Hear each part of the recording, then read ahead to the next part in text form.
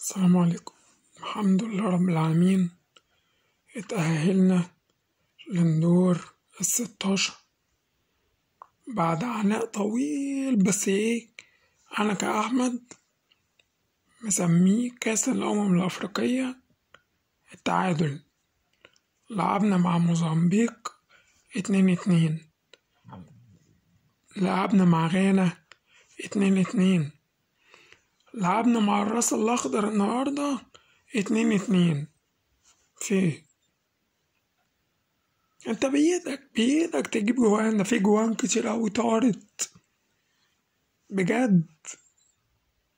هو شابوه تمام لل